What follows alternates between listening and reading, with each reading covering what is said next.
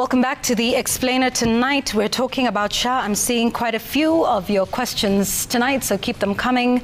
We have the people who can answer your questions and your queries and get a clarification. We're now joined by Anthony Lenayara, who's the CEO of the Digital Health Agency. Anthony, thank you for joining us. Welcome. Let's start with you for a minute and just talk about the Digital Health Agency and the system that you're using to run SHA. I would like to understand the role that you play in terms of claims and how you run the system and how that relates with the work that SHA does. So tell us about this system. Where does it reside? Does it reside with DHA or does it reside with SHA? Thank you so much, Yvonne, and I'm happy to be here to explain to Kenyans on our role first as Digital Health Agency. We are a government agency that is formed under the Digital Health Act of 2023. We are the technology arm of universal health coverage. And therefore, because of that, SHA is one of the many organizations that we are supporting to digitize within the whole health ecosystem. And our role for SHA is very easy and clear. One is to support SHA in the digitization process. And when you look at digitization, I want you to figure it out in three key areas. One, there is the development of the technology. That's why we are mostly engineers, because we support SHA to get the best technology that they can use for their services. Two, after we develop, we also support them to maintain that system. And as we do the maintenance of that system, we support them to solve any technical issues that they might have in implementation of SHA. But outside that, because SHA doesn't work in isolation, we help SHA in what is called interoperability.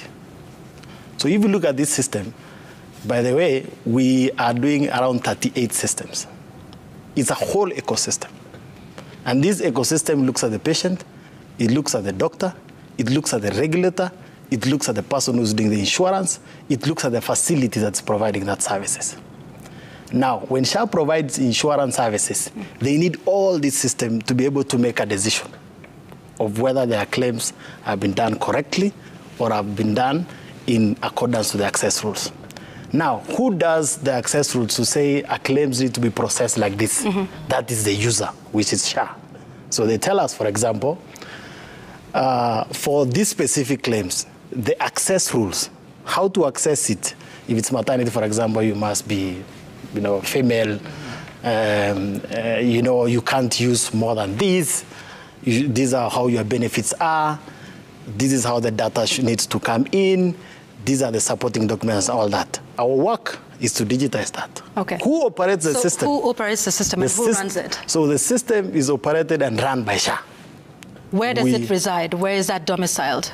So let me come first there. So number one, any operations of the system, any approval that is not digitized, that means we don't use technology to say whether it's done properly or not. The approvals and all those operations are done by SHA. Okay. Where does the system reside? That is a very important question. So these 38 systems, and each actually of them have another 3 subsystems, they reside in what we call Sovereign Health Cloud, which is built by the agency. And who manages that? This Sovereign Health Cloud is managed by the Digital Health Agency. And we don't manage it because we want it. It is in the law. It is in the Digital Health Act that says every health data, even whether by SHA or by everybody else, is stored at the custody of the Digital Health Agency. By the way, Kenya is one of the first countries after South Africa that has an agency dedicated for this. And so they provide you with the data that says, for instance, a hysterectomy can only be conducted on a woman and not a man and everything else, right? Yes, they provide us with the rules. So they provide you with the rules. Yes. Then you keep the data. We digitize those when rules a claim, and keep the data. All right. Yeah. So when a claim is made, yes. Say by a health official, yes. Where does that claim go to in the system? So if you look at those systems... Who processes that claim? Yeah, so if you look at those systems, those are several systems. And that's why you need to look at it holistically. Number one, there is what is called point of care service system, which is at the facility. For this case, for example, for SHA, during the transition period, we provided what is called a provider portal. Why? Because we are digitizing every facility, especially public facility in Kenya. When we finish, every public facility will have their hospital management information system, just the way Nairobi Hospital has. Once you have that, you integrate to what is called a payer system. This is the engine that processes the claim. So who... This engine... Yeah, so who runs that engine? So this engine, all digitized rules are run automatically in the system. All data visible, access provided to all appointed SHA officers. Okay? Now, in case there is a rule that is not yet fully digitized and we need an expert to check, to give an approval, that is also approved by the user, okay, which is SHA. So let's just go step by step, Let's go step by step. with these questions, Thank please. you. Because I want to keep it simple. Yes. When a claim is made, right, or even an approval is sought by a healthcare facility or a healthcare practitioner, where does that claim go? So when a claim... To what system? This SHA system, right? Yes. That SHA system is run by DHA? So the SHA system is operated by SHA. It is developed and maintained by DHA. Okay. Let me ask this question. So within SHA, who exactly in SHA is the one running or managing the system? Wow. Yvonne. Do you have is there an ICT Yvonne, department? I want to answer your question, but we have a problem. During the break, I'm getting feedback that you're not allowing me to speak, and Kenyans are telling me you're not giving me time to explain. So this time round, Yvonne, give me time. Dr. Mwangangi, let's deal with that claim now for a moment. Yes. You've asked me who manages claims. Hang on one moment. For what was meant to be an 8-minute segment, Yvonne, we gave you 18 minutes. You did very well, Yvonne, but you should let me explain. Good. This. It's the feedback we're getting from Kenyans. Actually, it was 30 minutes. So let's get into it. So I just have a question. What would also work in this arrangement is let's move step by step. Correct. And not try to anticipate. Correct. So it's just a simple question, which would be, Dr. Mwangangi, allow me to ask, can I ask a question? Yes, please, go for it. Can I ask a question? And then you let me answer, go for it. Okay, so let's keep it simple.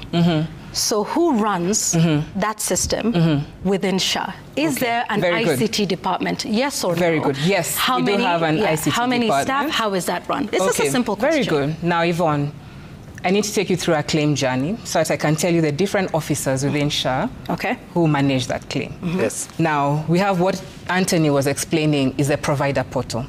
These 9,000 providers who've been offering shift services, how do they ensure that SHA knows that that service has been given? They have to lodge the claim in what is known as a provider portal. Now, that provider portal, for example, Aga Khan, Coptic, Tumutumu, Kijabe, would have access to the provider portal and would be able to lodge a claim. Now, there are dashboards within that provider portal where we have SHA members who work with providers, beneficiaries, and claims who are able on aggregate to tell on every day, every month, in real time, these are the claims that are coming in. So as we sit right now, Anthony has his tablet, I have my phone, I'm able to tell you right now, these are the claims that have come in to the provider portal. Now, once the claims move from the provider portal, they go to the payer portal. The payer portal is an important system. That is the one that SHA utilizes to adjudicate a claim, to decide, is this claim valid or not? Yes. The payer portal is available to the claims department within the organization, so SHA. And we have different claims officers who have rights to the payer portal, who are able to tell Tumutumu has submitted claims worth 12 million, and here is how they look like. Per claim number, per claim date submission, per time, per Kenyan. So all that data is available. These people, and there are about 25 of them, they sit and look at the claims as they come in. They decide, one, this claim is a claim for maternity. Is this a female? Remember, checks have already been put in the engine rules, right? Is this a female? Was she at Tumutumu? Is this the surgeon who operated on her for this maternity case? Was there a live birth? Was this a real birth? Is there a birth notification attached? And then with that is okayed and approved, then the claim passes on to what is known as the ERP, which we use for payment. So then that claim is pushed down, and at the ERP process, we then conduct finance procedures to ensure, again, that the claim is legitimate, and then it's collected into what is known as a bank file.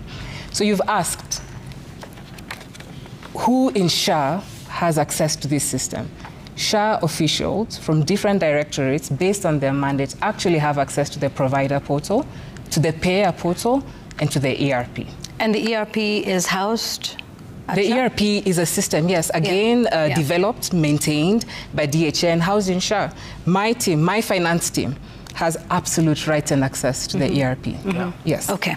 Now, here's a question, because Kotu had raised an issue on this very system.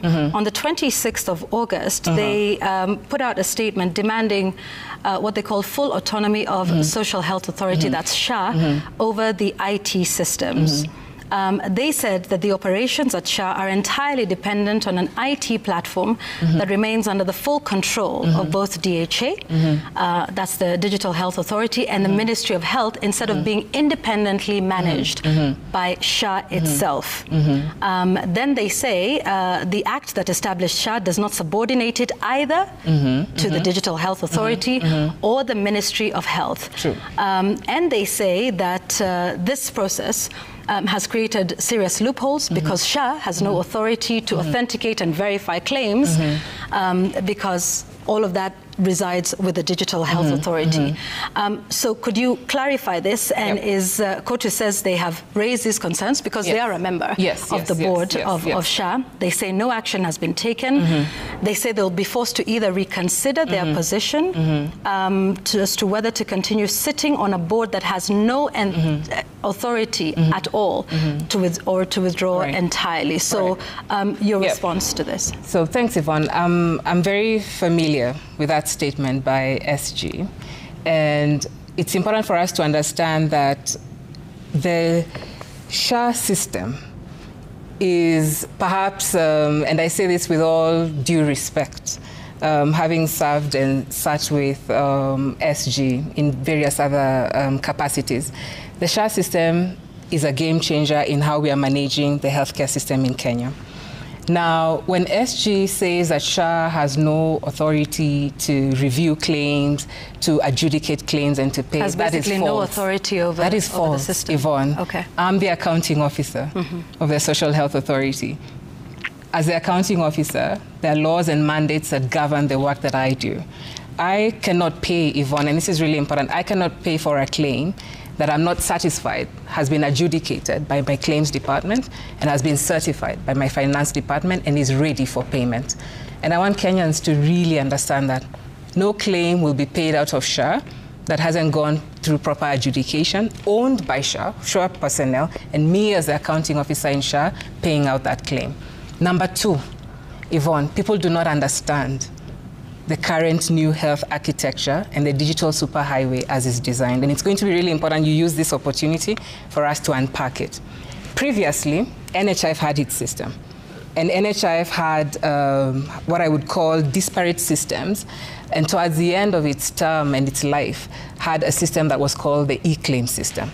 Yvonne, this system actually underwent various audit processes that determined that the system was not able to service claims under the NHIF era. And what were the issues that were in that system?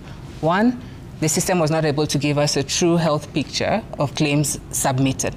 And Anthony has talked about HMISs. HMISs are essentially what you see in Europe, where you forget about paper, all this is discarded, and everything is digitized. That is where Kenya is right now, and that's where we are working to. And to date, if I'm not wrong, Anthony, close to 5 counties have already digitized their systems in a manner where the claim is lodged digitally. That never used to happen.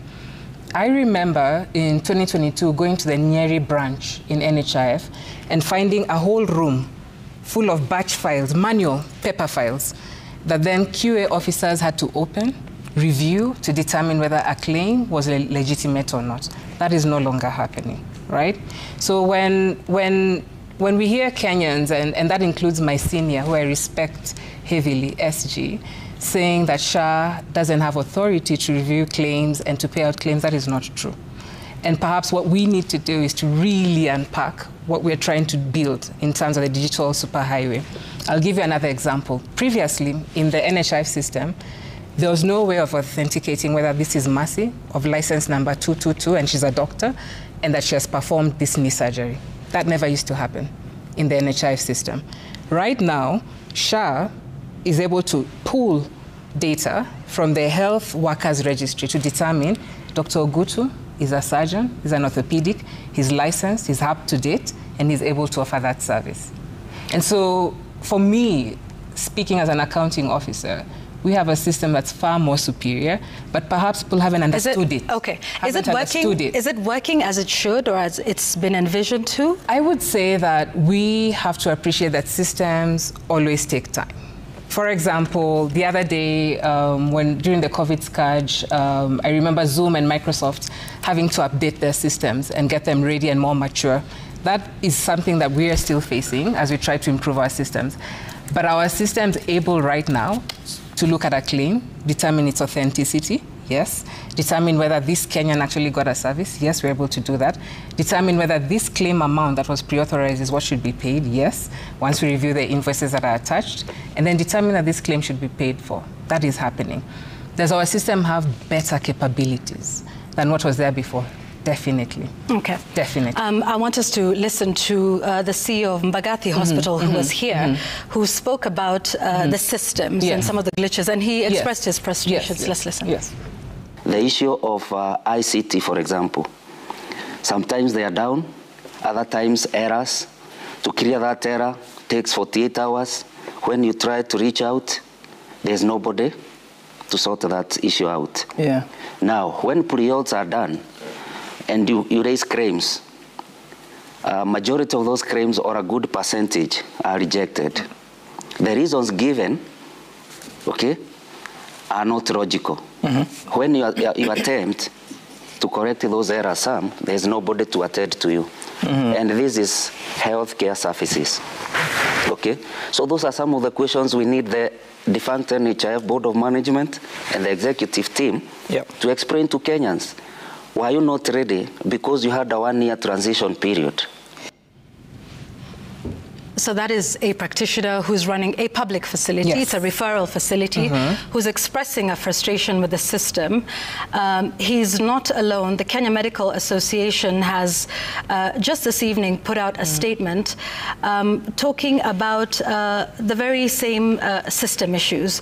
And in fact, like you've taken us through the claims process and how that works, they are complaining that this is what they say. These challenges include significant delays in remitting payments to healthcare facilities and systemic issues with the Practice 360 platform. And they say this has a direct impact on their ability to provide services and service delivery. And they say it poses an existential threat to the sustainability of any insurance fund. Rupa is raising the same issues. Could it be that members of the Kenya Medical Association, members of the private hospitals, those like we see from Mbagathi, all say there's a problem with the system, but you're both here saying the system works just fine. But those are the users of the system. So is there a challenge with the system? What are the challenges that you see from your end? And what are you doing to mitigate them? Good. I'll start us off and then Anthony will come in. Yvonne, change is difficult. Change is difficult to embrace and to implement. Most providers have been trading with an organization that's been in existence for 60 years that has since been repealed.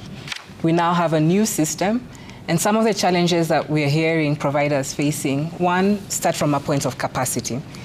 Dr. Irungu, I'm very familiar with him in Mbagathi. I know the hospital and I know the man himself. I can pull out claims from that hospital where there's absolute poor documentation, where you have doctors submitting case notes, and because of our system, we're able to open those case notes and we're not actually able to decipher what the diagnosis was. Now, this is what is happening. There used to be a laxity. NHIF didn't require all these documents you're asking for. NHIF didn't require for us to know whether you're a licensed doctor. NHIF did not even require a duly filled discharge summary form. NHIF system did not check what was pre-authorized for and what was discharged for. I've heard Dr. Irungu say some of the things that are being rejected we don't understand. Yvonne, there is no way SHA will pay for a claim submitted as malaria but discharged on antibiotics. We won't do that. And that's what we are finding out now. So our providers are having angst and difficulty in embracing the new system. Number two, some providers are saying, come to us and teach us. Give us more capacity training on the system. And those cries we have heard. So is it a user problem? There's a user problem. So the system is just fine? It's the users that are the problem? Oh, yes, Yvonne. So there is absolutely no issue with the system? We would even want to, at a time, show Kenyans what the system looks like so that you can see the immensity of data and the volumes of data we have. I have a practitioner who the other day called me and asked me, this was Pandya Hospital actually in Mombasa, and they said, Daktari, we need help in how to code switch within the system. This patient has come in with this diagnosis. We went in, we found that there was this other problem, but we just do not know how to code switch so that we are able to then introduce this new claim. So our providers are getting anxious because they're saying they need to learn more on how to use this system. And SHA has had that cry. We haven't done the best of jobs in being able to engage them frequently and on time, and we are setting out schedules to train them. The second thing, Yvonne, that's happening is this system is infringing, particularly on points where there were fraud before. For example, for the app that Dr. Gikondu has raised, and I know Dr. Gikondu very well, having been a member of KMA myself in the past, that application actually forbids a surgeon from approving a surgery in Mombasa and performing it in Mandera. That's what was happening before. And let's talk about that, because some of them raise an issue with that to this very basic point, and help me understand. You might be, you serve patients here and in Mombasa. True. Okay. True. And you have a patient in Mombasa that requires a procedure maybe in the next 2 days. Yes. But you are performing, you're seeing patients. And in Nairobi. You've got clinic and everything. Are you not able to then process that? Because that's another issue that you hear doctors raising, that this is legit, but do I then have to travel there just to approve that? And then there is a delay. And the reason that you are not in Mombasa is a legitimate one, that you are, held up in Embu or Meru or... So Yvonne... So maybe I want to... let's just understand the rationale for this, because they're complaining that is a challenge. I think that the doctor, it's called Dr. Kigondu. Yes. And also the CEO of Mbagathi has raised 3 key issues. So number one, stability of the system. So I want first to confirm that as of today, our availability is 98.67%. We are not 99.99 that we require. We are 98.67, which is actually very good enough for people who has implemented this system within that short period of time. Now, pre-authorization. If you look at the SHA system, and I want to just to go back, if you look at the SHA system, it is using many other government systems to provide services correctly. In what way? For example, for the health worker, this is the first time we are able to uniquely identify a health worker. That is another system. Now, when we were able to identify this health worker, we gave them some responsibility. And that has greatly reduced our pre-authorization approvals from weeks that used to be in NHIF to seconds, to minutes. Because the doctor now, we have told him, you are the one who wants to provide these services. We have confirmed your license is correct, and therefore we want you to approve. Now, Yvonne, what happened? We realized, because as you build system, you're collecting data. So when you collect data, you start using that data to do AI, to do big data analytics, to create patterns and see what is happening. So we find, for example, a doctor is approving a pre-authorization and claiming that he did a surgery in Mandera. Well, physically, he is in Malindi. That is where we go to where we are. Then we said, because we still want our doctors. We don't want another doctor or another Kenyan to sit at SHA and say, why are you approving and all these type of things. We still want to give you that responsibility. We said you should be, okay, in your place of work.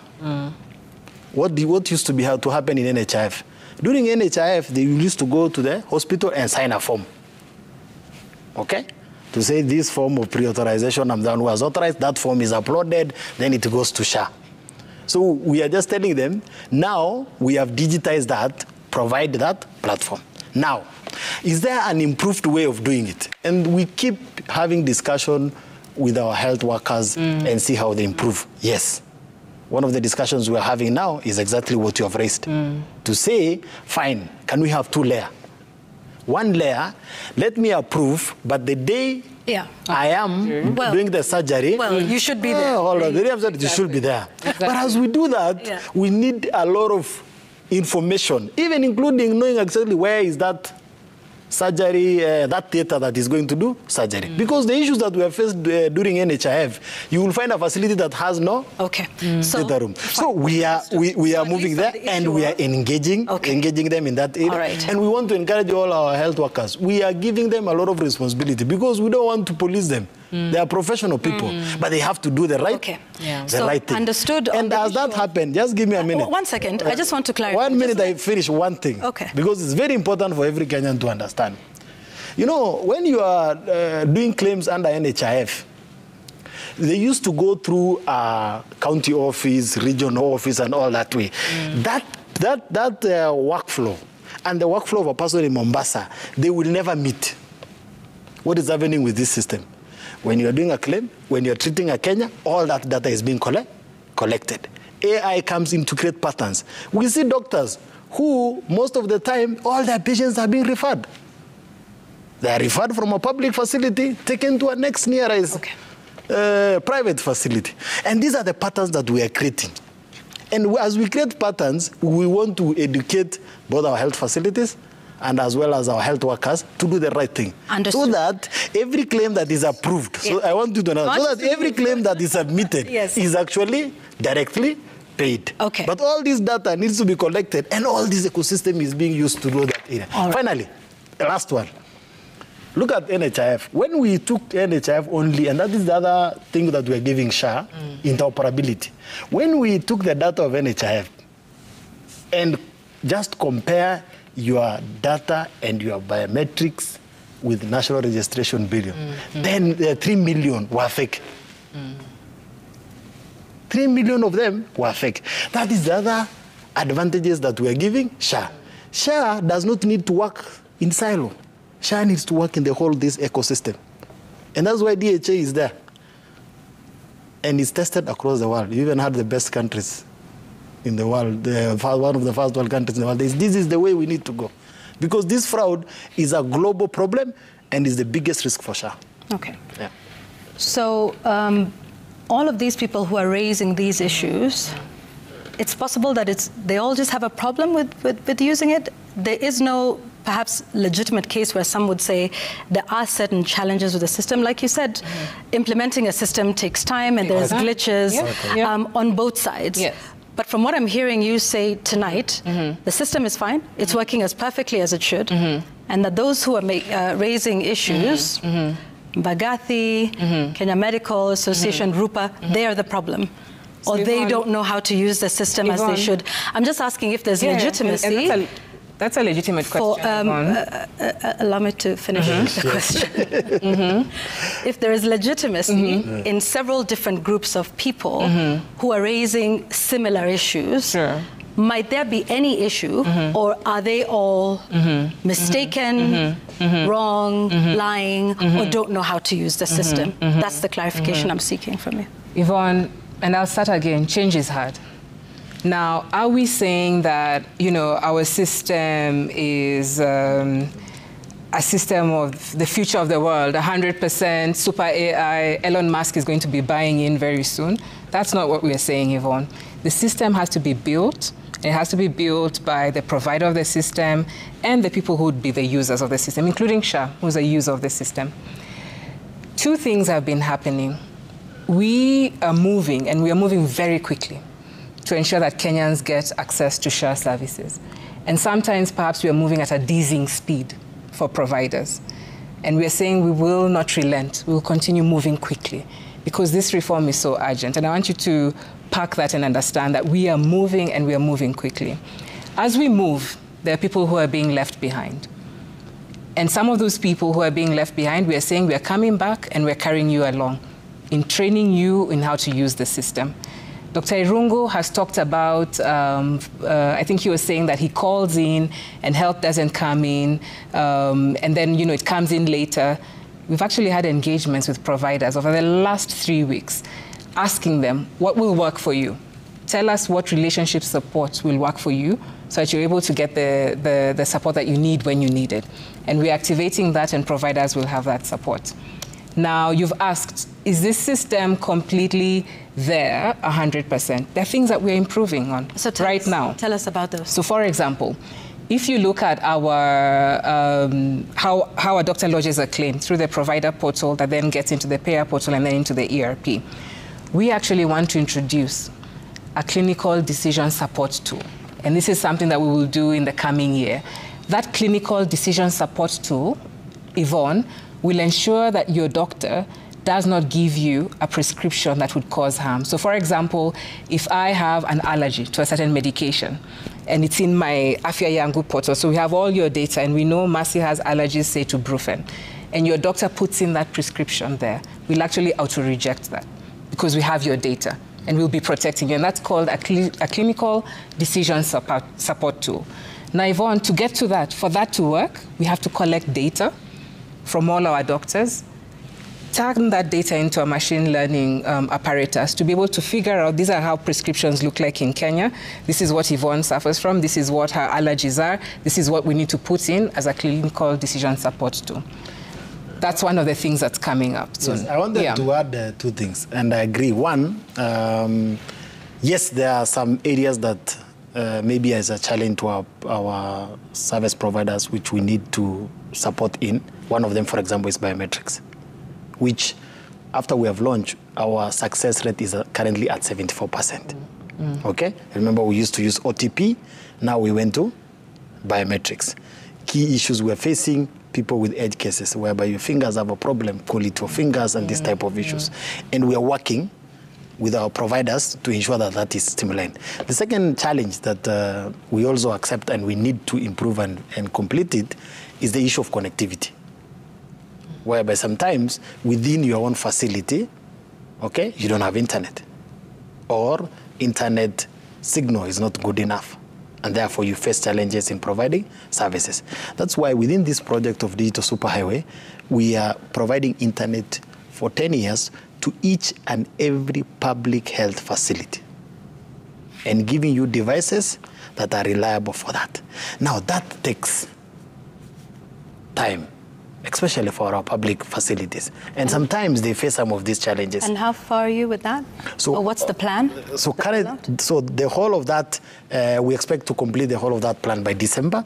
Currently, we are in 25 counties, rolling out in 25 counties, which are in different stages of rolling out, where we're able to provide them internet, we're able to provide them better gadgets and all that areas. And our public facilities might be facing these challenges. Our governors are supporting us. We want to ensure that those 2 key issues are actually addressed. Okay. And some of the users, because of maybe sometimes technical challenges, when they are not able to access the system, they will say the SHA system is down. By the way, Yvonne, and there is a time that happened in this country.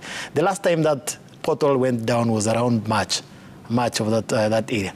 And normally when it goes down, it affects the whole country. You will always hear a cry. But today, you will hear a hospital has a challenge, this hospital has a challenge, because of many other parameters that affects digitization within that cross area. And when you give me a chance, I will explain to you the 38 systems that we are building and how far we are. Because we are not yet there, but we have made tremendous progress. All right, we'll get there. I want us to talk about the emergency fund, and there seems to be a challenge with that, so that I'm not paraphrasing. Let's hear from the CEO of the Mbagathi Hospital, who talked about this very critical fund, and the fact that he says it's not in operation. Let's listen. There's a very big challenge with the chief and the emergency fund. And for instance, for the emergency fund, as we sit here, has not been activated, but we are still receiving patients, and critical and emergency, and we are still serving them. And still billing SHA? Yes, no. That module is not even activated. There's no money. So who pays? Yes. The patient? It's the facility which now caters for that. Your response? Yes, Yvonne. You know, I'm going to look for Dr. Irungu and I'll give him some education after this because he's a colleague. We actually did a pilot exercise and I'm pulling out that data here on the Emergency Chronic Illnesses Fund. We picked level 6 hospitals and level 5 hospitals in Nairobi, and we actually opened the portal for emergency services. And just to be clear, Yvonne, in the Constitution, every Kenyan has the right to emergency care. We allowed that portal to pick that data, about 4 months of data, and we analyzed it. We rejected 80% of claims lodged by level 6 and 5 hospitals. And Yvonne, to even make this clearer, these were public facilities. For the emergency? Yes, for them, we rejected 80% of claims lodged in the emergency package. What were the reasons of rejection? Providers were loading in claims for lab tests. Those are not part of our benefit package. Providers were lodging in claims such as cardiopulmonary arrest. Yvonne, cardiopulmonary arrest means death. That is not a benefit package. So what have we done since then? We've stopped the pilot exercise, and we're actually very soon going to be rolling out a comprehensive emergency care with codes in the system for what can be billable as an emergency service. And we have about 9 procedures. Yeah, so help us understand that, because speaking as a layman, if you go in with an emergency, as they're doing everything, do they not conduct tests? Very good. So just help us understand what is billable in an emergency situation, so that perhaps there's an understanding. Again, I take note that you have really pointed out a user problem, which we'll come back and talk about in a minute. But help us understand. So let me start even with what's billable as emergency. Even as we speak right now, we have about 5.9B appropriated to us for the Emergency Chronic Illness Fund. About 5 billion. Out of this 5 billion, a proportion of that allocated will cater. So our full allocations for this year, I think ECCF is 8 billion, if I'm not wrong, 8 billion. But we received some funding from last year. So out of that funding received, Yvonne, part of that will go into our ICU HDU package, which was enhanced to ensure that we're able to pay 28,000 Kenya shillings per night spent in ICU for 12 days. And so when Dr. Irungu says the Emergency Chronic Illness Fund is not working, then he's not familiar that when we pay out for an ICU service, we are actually getting that money from that fund. Is that clear? So all Kenyans who've accessed ICU services and have had their 28,000 Kenya shillings paid for 12 days or their HDU services paid for have actually come out of the ECCI fund. So that's number one. The second component is what you were asking me. What exactly is an emergency service? We've actually defined conditions, and they are tariffed and in our Gazette notice of what emergencies are. And these are technical, but essentially these are things that touch on maternity emergencies where a mother is bleeding and she needs to move from one facility to another to access care. They touch on issues such as asthmatic attacks, severe asthmatic attacks, severe, let me call them allergic reactions, anaphylactic reactions that somebody has. Issues to do with stroke. If you're having any debilitating conditions that would affect functioning of your brain, your heart, your kidneys, they're coded as emergencies. Now, within the SHA system that we were talking about, we actually have these codes itemized. And so if you land at Bagathi, we would expect Dr. Irungu and his team, if I'm a stroke patient, to actually put in, and I'll give hypothetically, SHA 010 as the code for stroke. Then SHA would be able to reimburse that service for 24 hours.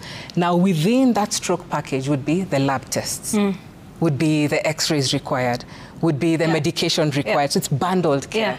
However, what providers were doing was saying, one lab test, one x-ray done, one CT scan done. And we appreciate this was a new system. And like I've told you, we've gotten that data. Now we understand provider behavior, and we'll be training them. And it will be very clear and locked in the system how they're able to say this is a stroke patient, this is an aneurysm, this is a brain issue seizure, for example, status epilepticus, and this is therefore part of the emergency package. Additionally, Yvonne, remember I've just talked about the ICU package. Now I've talked about the emergency benefit package. There's also the ambulance service. Kenya will soon be launching the ambulance service. Yeah. And I'm happy that I'm here on Citizen today to tell all Kenyans very soon you'll be able to pick up your phone, call a number. It could be 999. You'd call that number. We'll be able to identify where you are in Kenya. We'll be able to map you to the nearest emergency center. We'll be able to dispatch an ambulance to you that will then transport you to that emergency center. SHA will pay 4,500 shillings for that evacuation. And when you get to that emergency center, when you get to Mbagathi, Dr. Irungu's facility, you will get care for free for 24 hours without paying. That service is soon to be launched before the end of this year. Okay, so again, a user issue. Is that... that's a new service. That's not been launched, so we're rolling it out. Yeah, that's fine. Yeah. I'm just talking about the previous issues. Yeah. Is that not an indictment then on your part? Because you seem to say there's this widespread lack of understanding of the system, how it works. And so who would be responsible for ensuring that service providers, health practitioners understand the system? Some would say then it still falls back on SHA, because you seem to say there's this good system, it works, it's been internationally acclaimed. But yet there's all of these questions from all of these people. Are surely all of them resisting change, or, is there a point at which more training should have been done before the rollout? Because remember, there was that transition period, right? What was being done during that transition period? So Yvonne, training will be done and will always be continuously done, because this system, we've barely scratched the surface, Yvonne, and new additive features will continue being introduced. What I'd want our providers to do is to embrace change, and then for us as SHA to be present, and we will be present for these providers to train them as we work with DHA.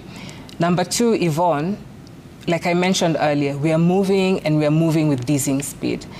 And sometimes someone can question, why did we move so quickly? Why did we not take time to transition and put things in place slowly? But I'll ask our numbers to speak for themselves. 5 million Kenyans have accessed PHC services. Resources have been moved to dispensaries who used to see 30,000 in a year, now are seeing 1 million, 2 million, 3 million Kenya shillings in a year. If you look at SHIF, Yvonne, about 30,000 cancer patients have accessed care. If you look at surgeries, 200,000 cases of surgeries that have gone through the SHIF fund. And so for us, we feel determined to continue moving quickly, but also then recognizing that our providers want to be carried along. You will be hearing very soon, and I want you to come and check. There will be training sessions where they'll be carried along. I do remember some time back, DHA, we were having sessions online, virtually, bringing providers, and there's poor attendance. People would come in, drop off, or you'd send perhaps your accountant instead of your doctor, or instead of your nurse, or the person who's putting in a claim. So we'll come up with new modalities and engage providers. I think, Yvonne... Just to add something on that, that is one reason why we are here.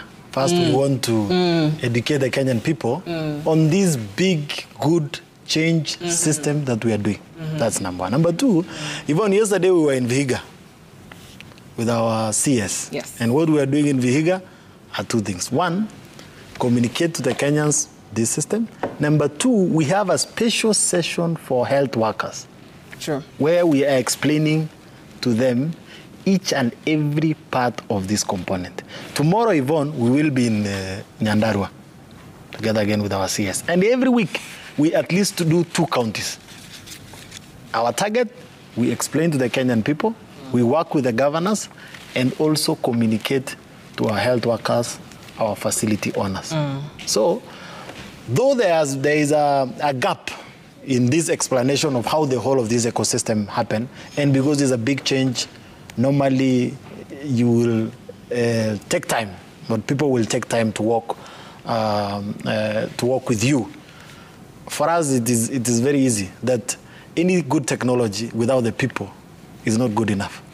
And we are doing that to ensure that then we keep training. And we welcome all our partners, including the media. Come be with us as we do these rollouts within the counties so that we pass this message together. Okay. I'd like us to address questions now from our audiences. Do we have those? Let's see.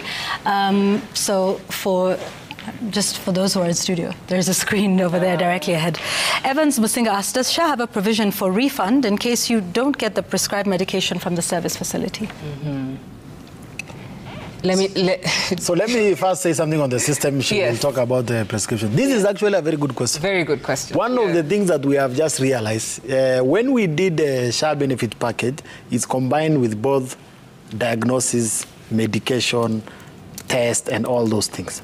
But last month, we started to require doctors to do prescription. One thing that will shock you, from the data that we are collecting, you get 50% of facility are doing prescription.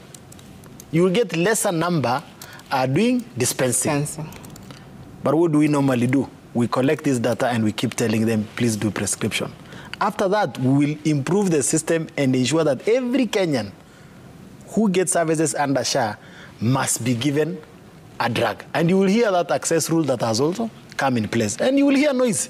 You will hear people saying, oh, system issue. It is because we are collecting some of this data and we are telling them you must give drugs to the Kenyan people. Outside that, we're introducing another system called e-prescription, whereby if you go to a facility, like a public facility, there are no drugs. You go there, they do a diagnosis for you, they prescribe a drug for you, but there are no drugs. SHA, very soon, will start allowing community pharmacies through the e-prescription. You walk to a pharmacy, you scan your Afya Yangu app or your phone, you get the drugs. But that is a journey that we are working in. And already data that we are seeing, we were yesterday in Vihiga trying to explain to Vihiga, we are showing them. We are showing our governors, we are showing our facilities and tell them, look at the data. People are not prescribing or they are not giving drugs to patients in SHA. Yet Mercy pays the whole of that package. Okay. And Yvonne, you've asked... So to answer Evan's question? Yes. So do we issue a refund right now? No, we don't issue a refund. But what Anthony has shared with you is what will enable us to actually issue a refund, should we, or actually reject the claim at the facility. So the idea is that, for example, I talked about the maternity package. If I have to have a cesarean section, I know I need a doctor, a theater, the anesthetist, and some drugs to put you to sleep, a knife to cut, and sutures, and blood, maybe a normal saline. We have bundled that into a package of 30K reimbursement for every cesarean section.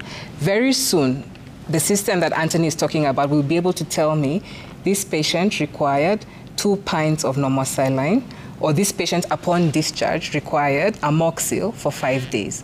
Was it issued or not? We'll be able to tell that in the system because we'll be able to see the prescription done and medicine dispensed at the pharmacy. If that is not happening, we will not pay for that claim. Okay. So what would you say eventually? Right now, it's not happening, but it's coming. All right. Yes. So in the event that we get there and they're able to seek a refund, that patient goes directly to SHA? So what would the process be if they want to seek a refund? So you remember what he's talked about, community pharmacies? Yeah. We are going to, let me say, democratize the space in terms of pharmaceutical practice in the country. SHA right now has contracts with hospitals. So I have a contract with Coptic Hospital. Coptic within it has a pharmacy, has a lab, has an X-ray department, and they offer you the service. Should you go to Coptic and Coptic tell you, no, this drug is not available, you will actually be filtered out to a community pharmacy that will give you that drug. All right, okay, understood. Let's take another question. We have very many, so I'd like us to answer them as quickly as possible. And be another one. But here we are. Much to share. Ask the CEO why they reject a claim so many months after the procedure was done. Why not reject it during the pre-authorization phase? Really good question, and I was waiting for this. So we have put in a system where we want Kenyans to get service immediately. NHIF used to take sometimes even 2 weeks for your case to be pre-authorized. So our current pre-authorization system, Yvonne, takes 1 minute, 50 seconds. I think some days I even see 1:45 in terms of pre-authorization. It means the Kenyan then is able to go in and get the service. However, SHA still has a responsibility to protect public resources. SHA still has a responsibility, even after that pre-authorization, to make sure that that claim is legitimate or not. And that's what we do in claims adjudication. So a provider may see Mercy has been pre-authorized for a knee surgery, but SHA still has to come and make sure Mercy got the knee surgery. And that really is the claims adjudication process. And that's how it works everywhere. What have we noticed? That sometimes providers are saying, and I really like using maternity cases, Mercy delivered. You gave a pre-authorization for this cesarean section. Mercy delivered. Pay us the claim. When I open their documents, there's no birth notification. How do I know there was a baby? Whether dead or alive, delivered. And so then that claim, seemingly yes and rightly so pre-authorized, then becomes rejected. Okay. So when you reject a claim, what's then the procedure? Right. And is there a time frame within which you must reject the claim? Yep. Yep. So tell us about that. Yep. So according to our contracts, we have 3 types of rejections, and we'll get a bit technical. There's an outright rejection claim, where essentially that claim will not be serviced at all by SHA. And those are claims that are fraudulent or claims that don't have claim forms, invoices, or discharge summaries. Simply, SHA cannot make a decision whether this service was offered or not. That one is outrightly rejected. There are claims where then we say, this is a claim that will be rejected on the basis of missing documents, but we'll give you 14 days to resubmit your documents. And if you resubmit and give us that birth notification or those theater notes, then we'll approve your claim and it will become a claim that is payable. So you have 2 weeks within to inform. Exactly. After they've submitted a claim, yes. You have 2 weeks within to respond back with queries. Yes, and what they see is there's actually a countdown in the provider portal. So Coptic can see we have 13 more days, 12 more days, 10 more days, 11 more days to ensure that you resubmit the claim. There's a third type of, let me call it quasi-rejection. You can come in and tell me, Yvonne was here for 7 days, and I look at your case notes and case files and determine that this procedure, this malaria case just needed 3 days or 4 days of admission. And then that becomes a partial approval. So I pay for the 4 or 3 or 2 days that I feel are authentic, and then the other days are rejected. So that's a partial approval. Then you have claims that we call surveillance claims. A provider will lodge a claim. He'll see it has been sent into the surveillance bin. That means SHA officers have to come, visit the facility, much like what you see private insurance doing, come and determine Anthony is actually here, this is his doctor, this is what's going on. So we have those 4 buckets of claims when it comes to rejection. Okay, so when some members claim that their claims are rejected up to 90 days after the claim was submitted, is that accurate? And that's okay. And SHA can even reject your claims for November. So, and so we're clear, Yvonne. Missing documents, you have 14 days to resubmit. A rejected claim, SHA holds mandatory responsibility to reject even claims paid out in October, because we can do what is called post-payment auditing of claims. And that actually happens in all insurance agencies. You go back and you check, so what exactly was happening here? And if you find an anomaly, then you actually have a mandate within the law to reject it. All right, here's another question. Sorry, before we get to that one, there's this one. Yaonekana bado kuna shida. Today in the morning, I wake up and share these details with my team. But those details for appealing and resubmitting are missing on the portal.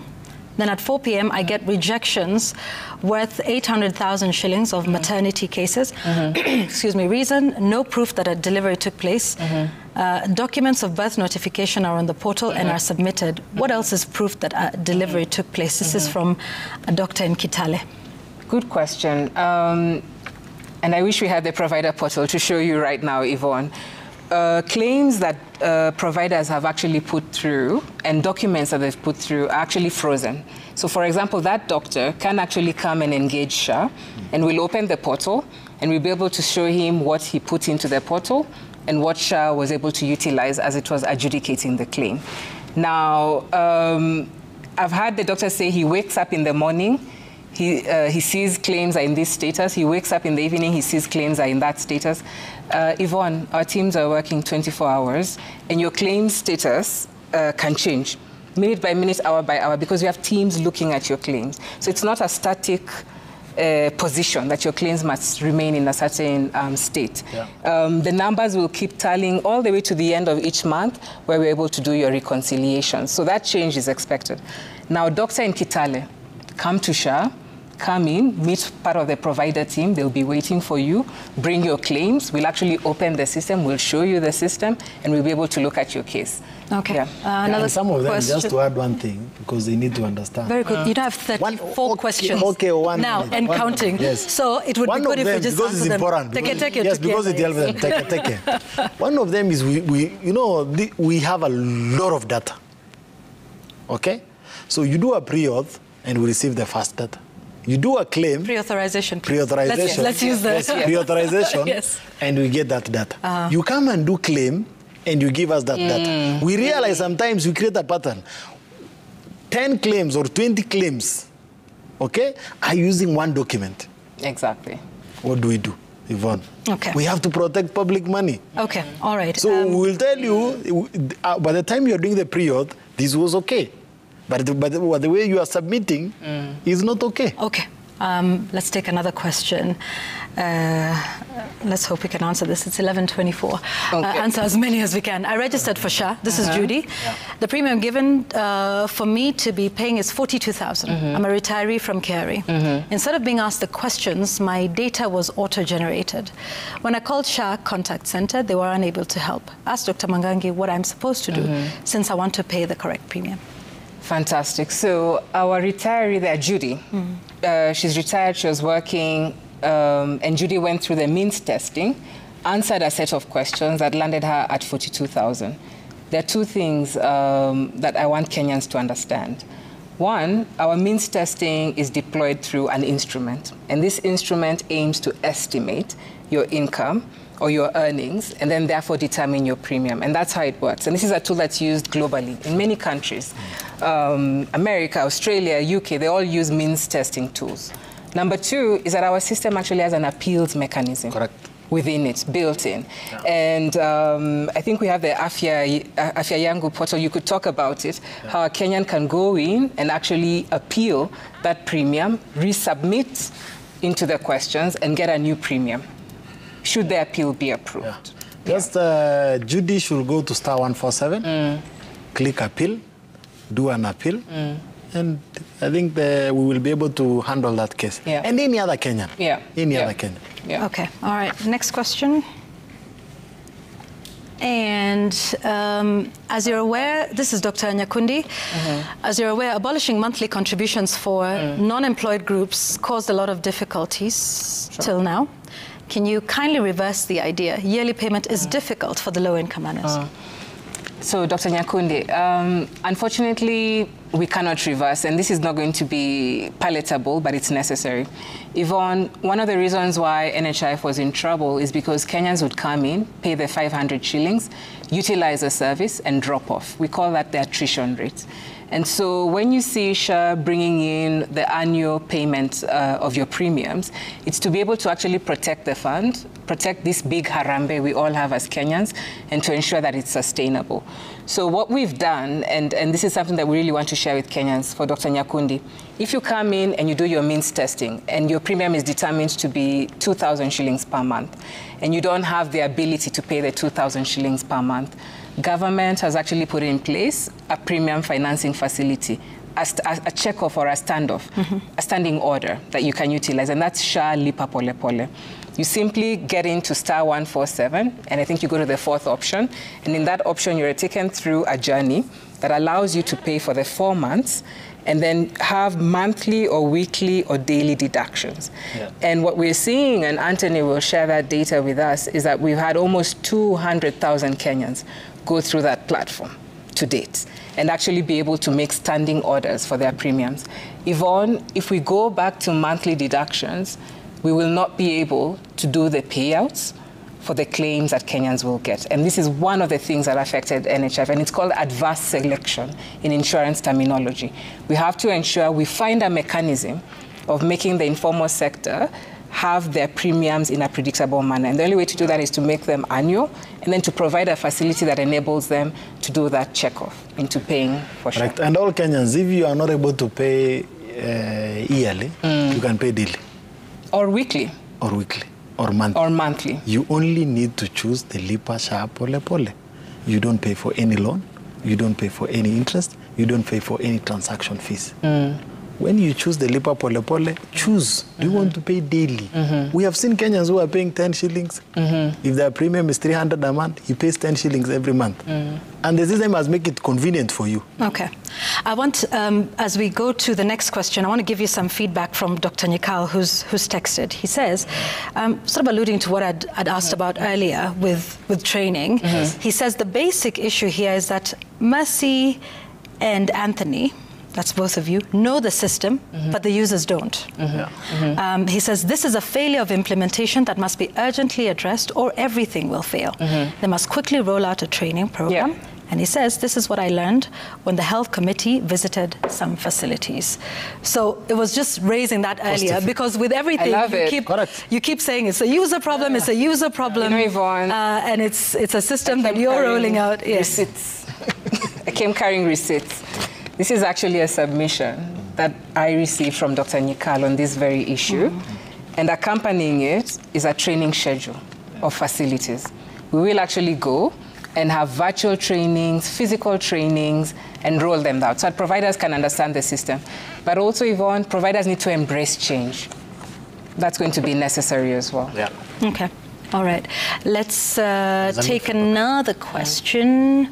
Let's see what we have from, I suppose that's St. Hilary. Please ask the CEO why they have rejected claims worth 23 million for PCA to Mutumu Hospital, despite the claims having all the attachments.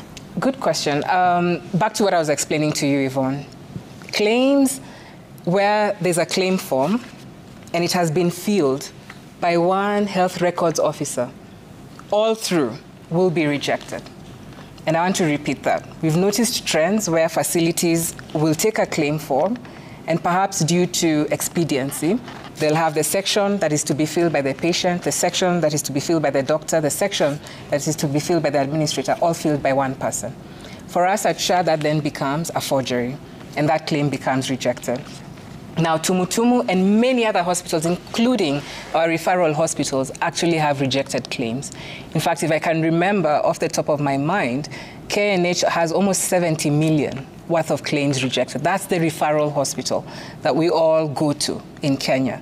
And what we've said as SHA is that we will sit with these providers, we will take them through reasons for rejection, but that should not be a platform or an audience to come and negate, particularly issues where they touch on the three contractual obligations they have: a claim form, duly filled in, either by the patient or guardian, duly filled in by the doctor, duly filled in by the administrator, a discharge summary that tallies with the case notes, and an itemized invoice. Okay. Those will be rejected. Every rejection, and I want to thank Mercy team, we don't allow any rejection without a reason. Yes.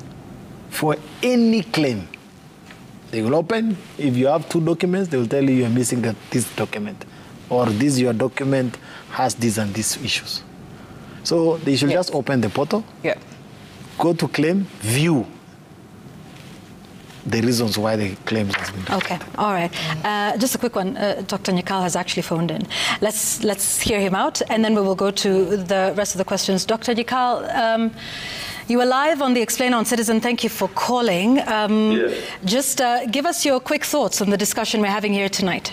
The quick thought has been summarized by Mercy. Yeah. I've lost it. Are you there? They are going to train. They haven't trained.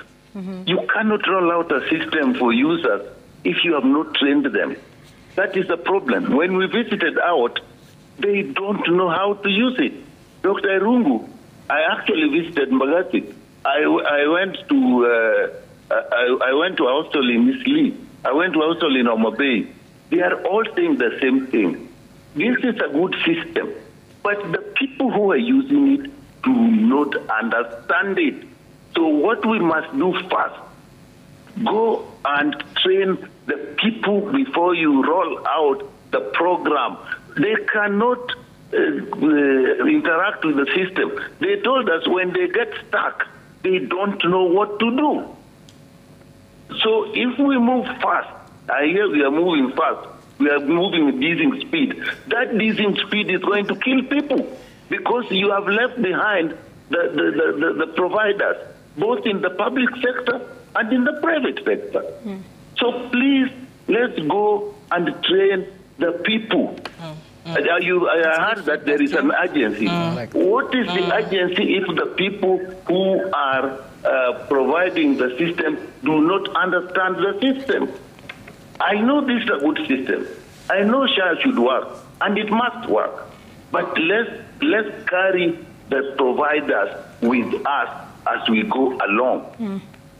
Okay. Because Mercy said, we have a program, I can see the program. Yeah. But the program is in her hand and in her head.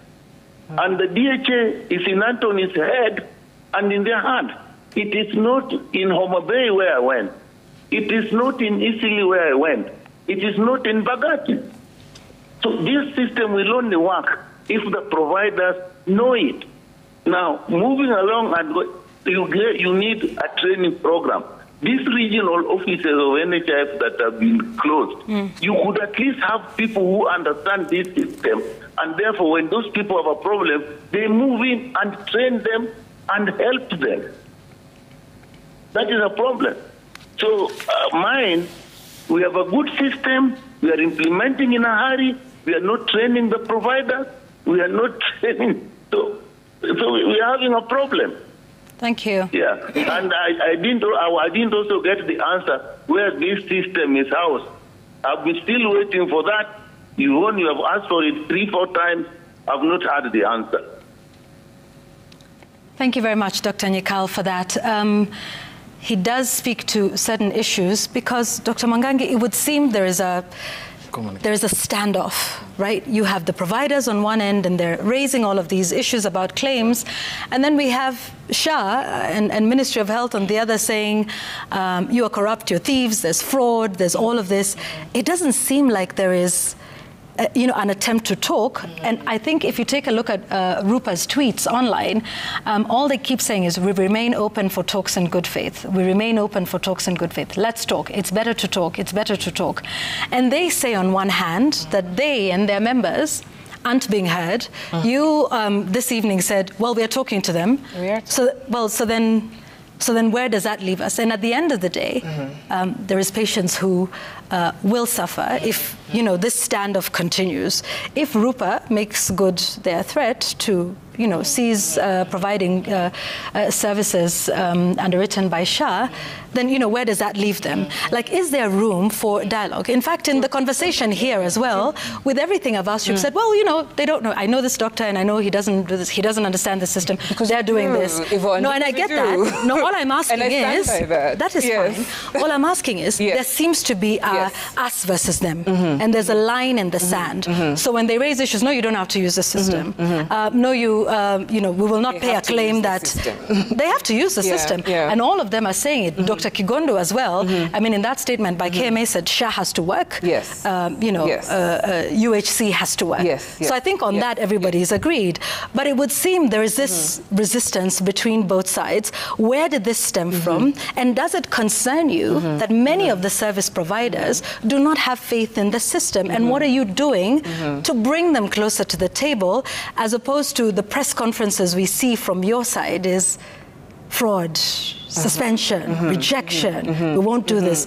There's a tone that would seem to demonize the service providers, who are an important sort of nexus between SHA and the patients. So, Yvonne, and to your last point, service providers are the pathway through which SHA achieves what we're trying to build. And they're important to us. And I want to demystify any thinking that they're not, because they are important to SHA and they're our principal client. I always tell my team, look at the triangle of who our clients are, and providers are right there at the peak. Now, Dr. Nyikal has said it very well. He said, you're moving quickly, move with us. Move with them. And I've told you, we're going to do it. There's a schedule of training that we will activate. In fact, by Monday, the surveillance module and branch managers will be engaging providers. So that's going to happen. Now, Anthony has talked about the trainings that we have when we go for every county activation. We will continue doing that. And in fact, Yvonne, we'll even, should I say, include our base to include private and FBO facilities. We've been doing activations in public facilities. You'll soon see us in Tumutumu. You'll see us in North Kinangop Hospital. You'll see us in a private hospital, Coptic, sitting there and meeting with a private provider. So that is going to happen. There is no line in the sand. What I think there is perhaps a dizzying of people at the speed at which we are moving, and we are moving because we want change and we want positive change. And now you've heard that you must move along with everybody. I want to ask a quick one on that, because it's something Dr. Nyikal had talked about. I think before with NHIF, they had about 100 national offices around the country. The branches, yes. And then when SHA came in, cost rationalization, and now you just have, help me understand, county offices. Yeah. So you have one office per county. So let me break that down for you. We have, except for Nairobi, we have one office per county, but we also have Huduma centers across all counties. Anywhere where there's a Huduma center, there's a SHA office. So just think about those numbers. Anywhere where there's a Huduma center, there's a SHA counter.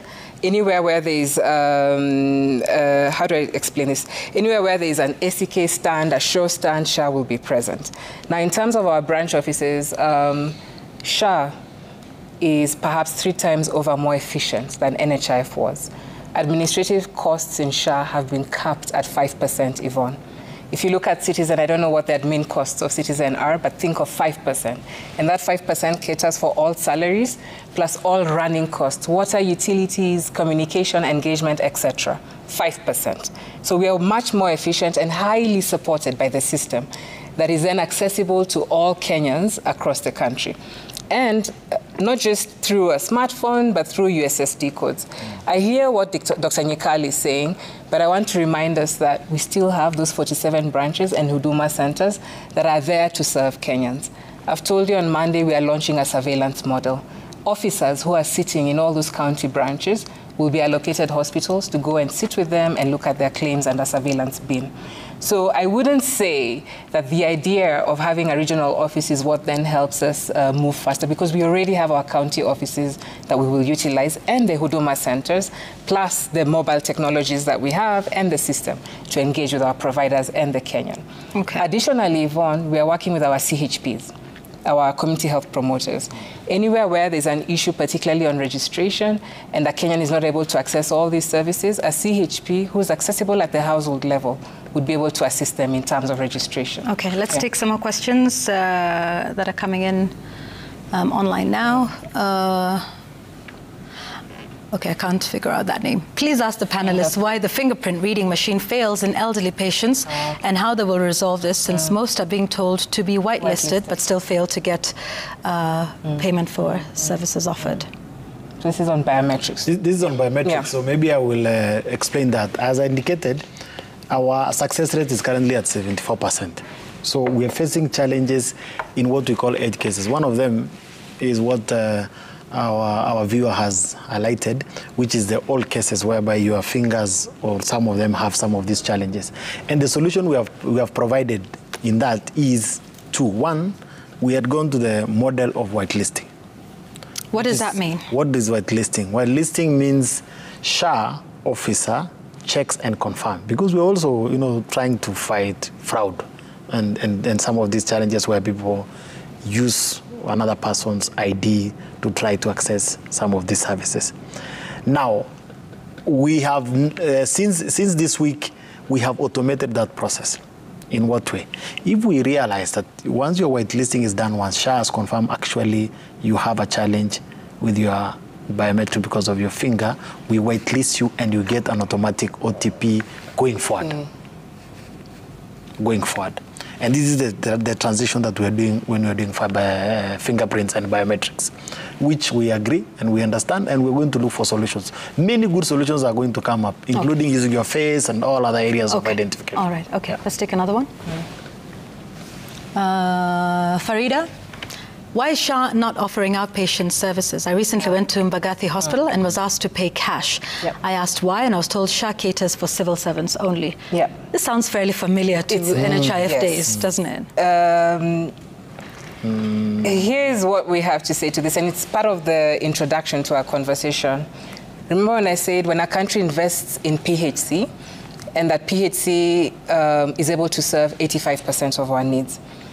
We had to make a tough choice in determining how we serve all the health problems that Kenyans would have and do it with the envelope that we had. And so we asked ourselves, should we focus on protecting the Kenyan, and particularly the poor Kenyan, from procedures such as surgeries that are expensive vis-a-vis outpatient care, and particularly in the higher tiered hospitals, level 5s. And we then defined a program that pushes Kenyans towards the primary healthcare level because that is where their needs will be served the most. So as it stands right now, this is an area we need to demystify. If you go to a level 5 hospital and you go there to seek outpatient care services, SHA does not reimburse for those outpatient services. However, those services are available in a level 4, in a level 3, and in a level 2.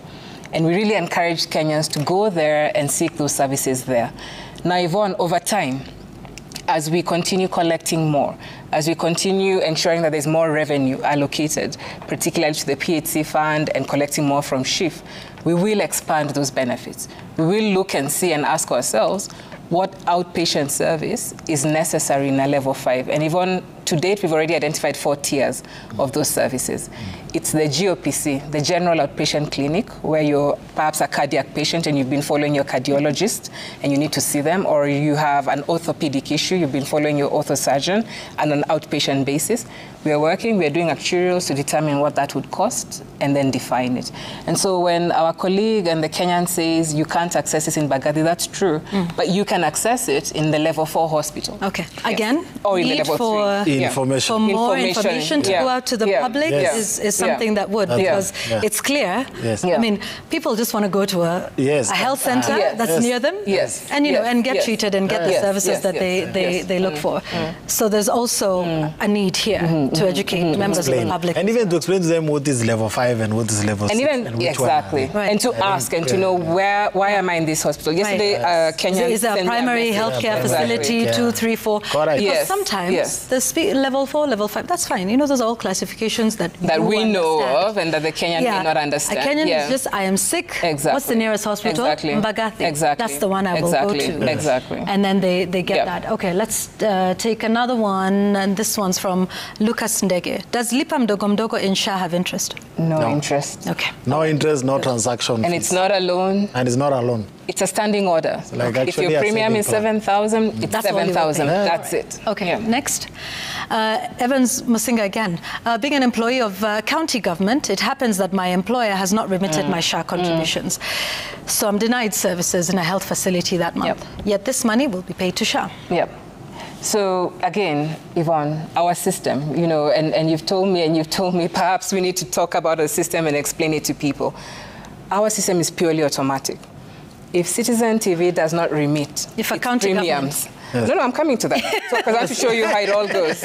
And I'm doing this deliberately, by the way. If Citizen TV does not remit its premiums by the 9th of July, none of you will be able to access service by the 10th and 11th. If a county government, if Nairobi County, if Kisumu County, if Nyeri County, if Turkana County does not submit its premiums by the 9th, the system will automatically close and the people will not be able to access services. Now, why is this important, Yvonne?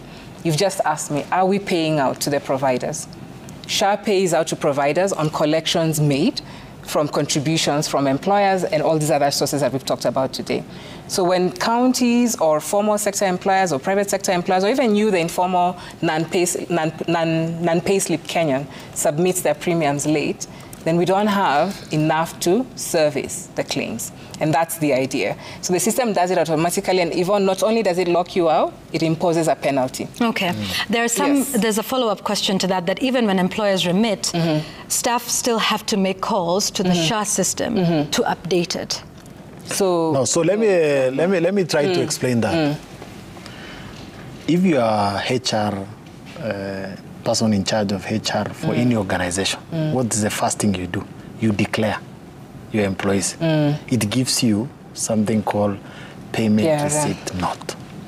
That payment receipt note, you will say these are 50 employees, this is their payroll, and these are the amount of money you need to submit to SHA. And that you submit in advance. Then the day of payment, you have to pay that money. Now, what do we find out? Somebody has submitted a PRN of, let's say, 900,000. Please. Payment received note of 900,000. Thank you. A notification. A notification. Yeah, and what is that? More like an invoice. Yeah, More like an invoice. It's like an invoice. Yes. Okay. Yes. To say, I've given you an invoice of 900,000. Right. But when it came to the day of payment, you pay 800,000. Again, we have said there is no human.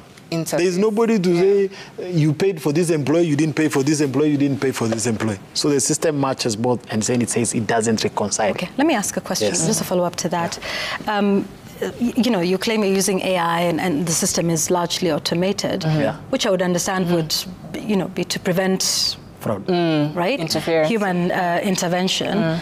But even AI systems and fully automated systems usually require a human face, a human touch. Correct. Because there are some things that AI and whatever cannot pick up that a human can. Correct. Do you think there is a need to have some form of human intervention or a human eye that takes a look at some of these issues? Because, you know, a fully automated system, as you know, for instance, many companies have call centers, right? I mean, all of these things are, but there are times you need to talk to a human and explain certain situations to them that are not factored into an algorithm that just looks at, you know, this is what happens. Is there a need for some more human intervention in this automated system? And maybe not just this instance. But even others. Yeah, but there are others. So first, there is a need, and we have those people. And we do have it. So let me give you an example like this one. So because the system will not reconcile the two, what will happen? The person in charge of HR or somebody in that organization will reach out to SHA. SHA officers have access to do that reconciliation. He will go there and say, I paid for 700,000. I paid for this stuff. Then we note the stuff that he has paid. Then they reconcile. What that Kenyan is asking is, why am I paying and not accessing services now? Okay? And we're telling him because of that problem, and the solution therefore means you have to reach out to SHA. But many Kenyans, you know, want services immediately. Well, as they should. So, I mean, you know, when you're sick, you know. Correct. Yeah, health is not just any other service. And by the way, Yvonne, I want also to help Kenyans. You can do with we need to learn as a country to plan for our health and pay in advance. Because what do? Most of us, the day you are sick is the day you want to pay for SHA. And especially SHA now that it doesn't have a waiting period, which is a good thing, is the day the person is in the hospital, is the day you're calling your HR, is the day the guy is looking for SHA, they are going to make the payment and all that. Let us learn as Kenyans to pay in advance and plan for our health. Okay. That's a whole other conversation about the economy and where it works and how many people have this money to pay in advance for health. Many people are living day to day. Correct. Let's take another one. And they have Lipa Pole Pole. They can use Lipa SHA. Okay. Odeo Hub says NHIF provided up to 50,000 per family annually for dental. Under SHA, it's been reduced to 2,000 per household, which cannot cover even basic dental procedures in Kenya today. How does SHA justify this, despite requiring higher contributions from Kenyans? So that's actually a misnomer. And again, we need to come out and talk to Kenyans so they understand this. The 50,000 that was there before was for the civil servant scheme. And that's usually an enhanced scheme on top of their normal contribution. So during NHIF, civil servants had access to the 50,000. Now, remember I talked about the three funds, Yvonne. We have looked at dental services, and we've determined that for a Kenyan to be able to have good dental health and hygiene, to be able to give them that minimum irreducible, they need to be able to access extractions, teeth cleaning, and other services that are defined in our Gazette notice. Those ones are available, and they're available at that cost that is put there at 2,000. Now, that 50,000 that the Kenyan is talking about is what would be under an enhanced scheme or cover. Now, there are Kenyans who feel that they're making contributions and that they then deserve to be able to access, for example, that package. And this is a response that we have. We're trying to build universal health coverage. We're trying to do a whole Kenyan Harambe, where the rich pay for the poor, where the young pay for the old. For that to succeed, we have to be able to put all our money within a basket and ensure that that poor Kenyan who needs service either even through SHA, Lipa Polepole to pay for their premiums, can get that minimum care package for dental that they require. In time, as we continue improving this Harambe, this basket, those services will be made available. As we sit right now, Yvonne, assistive devices, they're there. We've envisioned that we want to provide this for Kenyans, but we're still trying to improve our envelope to be able to provide that. And that will take time. It's progressive. We don't get everything at once in day one. It's progressive. All right. Let's take the final question. It's close to midnight. This one's anonymous. If a patient had a kidney transplant out of the country, and time has come to go outside the country for a checkup, can, I suppose, SHA support the patient financially? So right now, as it stands, and this should probably be about 6 weeks ago, Yvonne, we put a moratorium on overseas treatment, and with reason. Two things were happening in the NHIF days and system of NHIF. A Kenyan could wake up, go to India or go to whatever other country, get to the country, and then tell NHIF, hey, I'm in India, here is my bill. That will no longer happen going forward because it's prescribed in the law what the mechanism will be for a Kenyan to leave the country and go abroad. Number two, Yvonne, and you said we're drawing lines in the sand. We used to have doctors who would get commissions from Indian hospitals or many other hospitals and then refer patients there. Get the commissions, even for services, Yvonne, that are available in the country. Now, on Friday, the Cabinet Secretary, according to the law, will gazette a list of about 39 procedures. And these 39 procedures have gone through an assessment by the Health Benefits Advisory Panel, and they've determined that these procedures are not available in Kenya. Those 39 procedures, Yvonne, are the only procedures that SHA will pay for, and that payment will be a tariff that's already determined in law of 500,000 shillings. And I do have the list here with me. Issues such as complex pediatric cardiac surgeries would be referred outside. Issues to deal with pregnancy and intrauterine transfusions will be referred outside. Issues to deal with replacing your whole femur and tibia, your leg, which we can't do in Kenya, will be done outside. 39 procedures. Any other procedure, Yvonne, for example, you decide you want to go for a hip replacement and you want to go and do it in India, it's actually not in the list of 39. That service is only reimbursable in Kenya because we have doctors, we have providers who can do that in Kenya. Okay. So we put a moratorium on that, so he's correct. But very soon, Friday, that will be gazetted and we'll continue the procurement process. We'll even share the list of hospitals. Kenyans would go to hospitals of their choice. SHA would not even determine whether that's a real hospital, whether it's able to offer those services. All that will change, and again, it will be digitized. Okay, so 39 procedures. 39 procedures. That are not available in Kenya for various reasons. Okay, yeah. Okay, so those will be published. Published we'll publish on Friday. Yes, yeah. okay, all right. Yeah. So we're closing. I'd like to start with you, Anthony.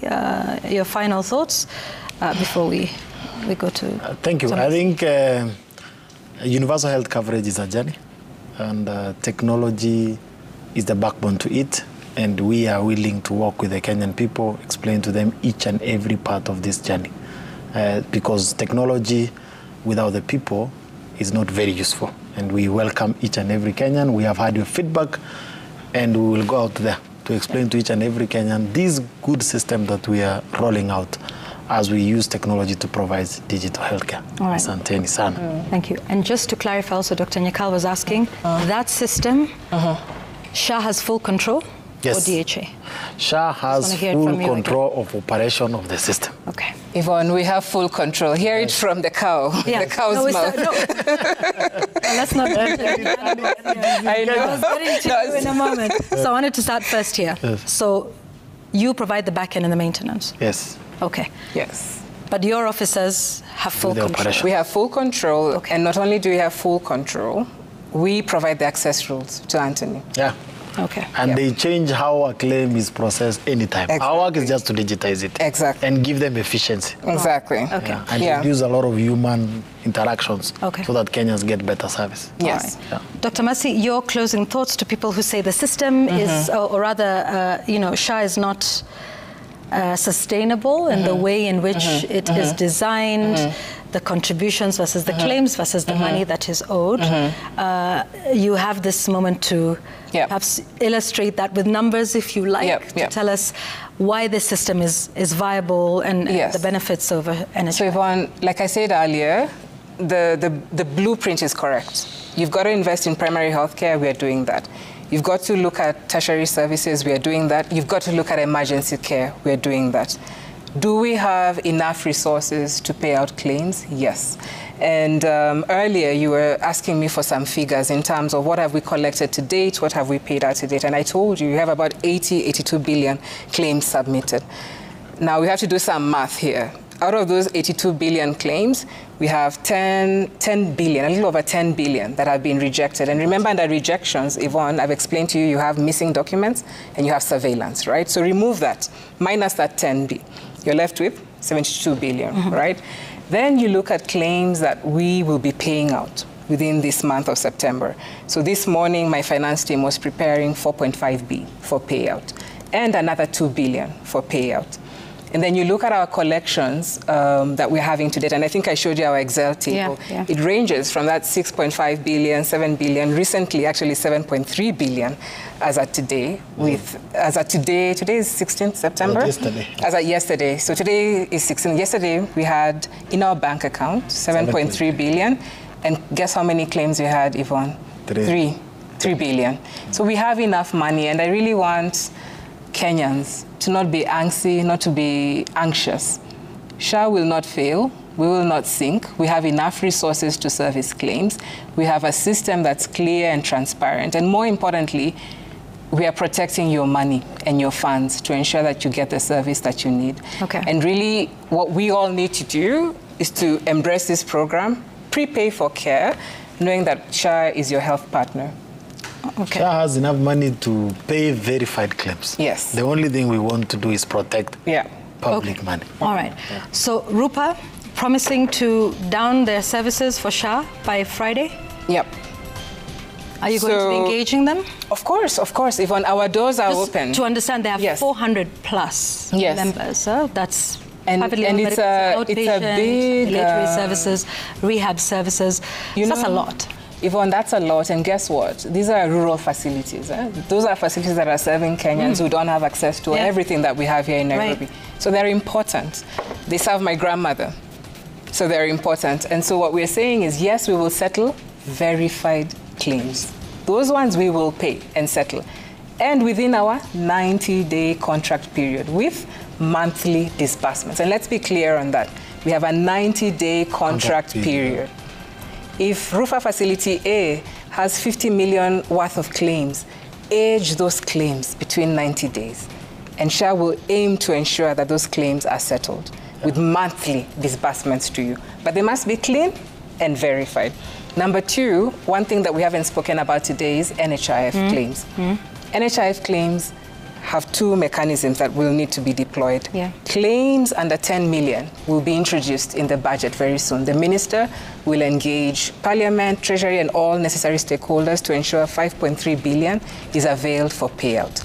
Now, if you have a claim above 10 million, it must go through verification. And who's going to do that process? And that verification, there's already an internal team that will be doing it. I'm sure you're aware of the court case and everything that happened after the court case. The minister very soon will be pronouncing himself on the next steps that take place in terms of claims above 10 million.